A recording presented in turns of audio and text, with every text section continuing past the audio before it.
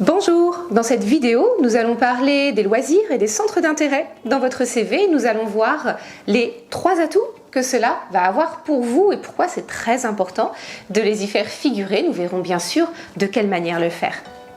Je m'appelle Nolwenn Bernat-Chasselan, je suis coach carrière, j'accompagne depuis 15 ans managers et dirigeants dans leur évolution professionnelle. Abonnez-vous à ma chaîne YouTube pour recevoir tous mes conseils. Rejoignez ma newsletter pour recevoir ces conseils dans votre boîte mail et n'hésitez pas à prendre un rendez-vous de contact gratuit avec moi pour faire le point sur votre évolution professionnelle. Alors, pourquoi c'est intéressant, c'est important, c'est nécessaire de parler de vos loisirs sur votre CV et de vos centres d'intérêt? Eh bien, première chose, parce que cela va compléter votre profil et va vous aider à vous différencier des autres.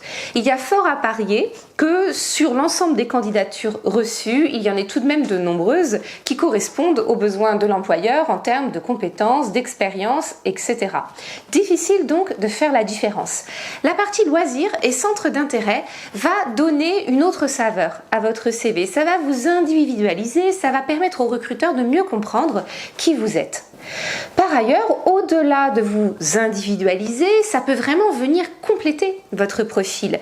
Parce que parfois, sur l'ensemble des compétences requises, certaines sont encore un peu fragiles, on ne les a pas suffisamment explorées dans notre expérience pour pouvoir les affirmer comme étant certifiées et puis à un niveau d'expertise. Mais peut-être que dans vos centres d'intérêt, vous avez pu déployer une partie de ces compétences et ça va venir renforcer votre profil.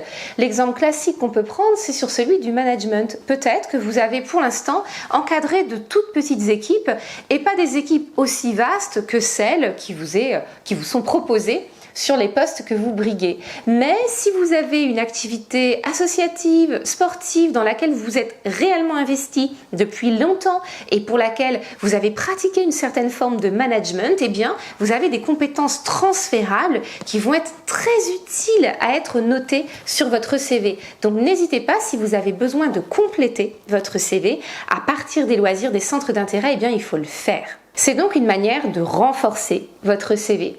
Ça peut être aussi une manière de le compléter en le diminuant ou en l'adoucissant sur certains aspects ou au contraire en le renforçant. Je vous donne un exemple. Si vous avez un profil très structuré, un profil très rationnel et vous trouvez parfois vous manquez un peu de créativité ou alors vous l'avez mais vous savez que c'est pas la première chose que les gens vont percevoir en vous rencontrant et pourtant dans vos centres d'intérêt, eh bien, il y a des choses très créatives que vous lisez, que vous voyez ou même que vous pratiquez, eh bien ça peut être pertinent de le mettre sur votre CV parce que ça va permettre aux recruteurs de se dire que vous n'êtes pas seulement le professionnel structuré, sérieux, qui se voit, qui se perçoit dans le CV, vous êtes aussi cette personne un peu innovante, ouverte au monde, qu'il va avoir plaisir à rencontrer. Donc il ne faut surtout pas hésiter à le faire. Deuxième atout dans votre CV lorsque vous citez vos loisirs et vos centres d'intérêt, eh bien c'est pour mettre en relief ce qu'on appelle les soft skills, les compétences relationnelles, les savoir-être. Très souvent, on va les mettre dans le CV, on va en citer 3-4 principales, mais c'est purement déclaratif. Parfois, dans vos centres d'intérêt, dans vos loisirs, vous avez une manière de prouver que c'est réel. Si vous avez mis empathie dans vos soft skills, dans vos savoir-être et que vous avez des pratiques sociales. Vous faites une association en lien avec la Croix-Rouge, avec le SAMU social, etc. C'est l'occasion de le noter puisqu'on verra que votre empathie est réelle et qu'elle se déploie de manière concrète dans votre quotidien. Si vous avez cité excellente gestion du stress et des émotions et que vous pratiquez par exemple l'escalade ou d'autres sports à risque qui supposent une excellente maîtrise de ces émotions, eh bien, il faut le noter.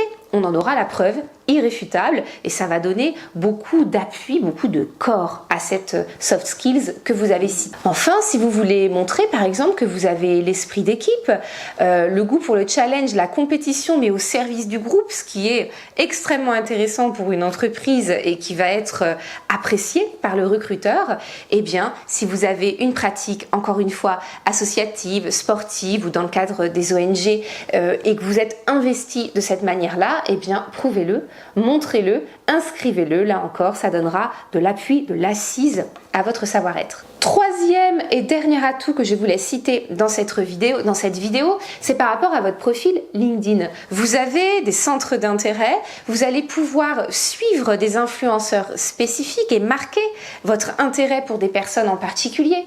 Vous allez pouvoir intégrer des groupes, participer à des événements et tout ça va être inscrit dans votre profil.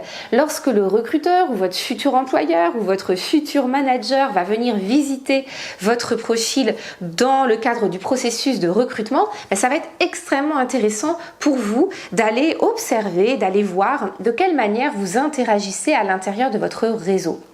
Au-delà de cet intérêt dans le cadre du process de recrutement, ça peut être pour vous pour identifier des profils, des entreprises, des personnes qui partagent vos valeurs, qui partagent votre état d'esprit, qui partagent vos centres d'intérêt, parce que vous aurez d'autant plus de plaisir à travailler avec ces personnes-là et ça pourra vous donner envie d'aller proposer en candidature spontanée ou créer des alertes pour être informé lorsqu'un poste est ouvert dans certaines entreprises, etc.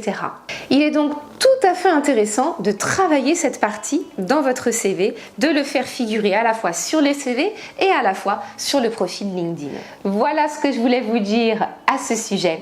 Si la vidéo vous a plu, n'hésitez pas à le signaler. Abonnez-vous à ma chaîne YouTube pour recevoir tous mes conseils pour une recherche d'emploi efficace, mais également pour accomplir la meilleure évolution professionnelle possible. Je vous dis à très bientôt dans d'autres vidéos.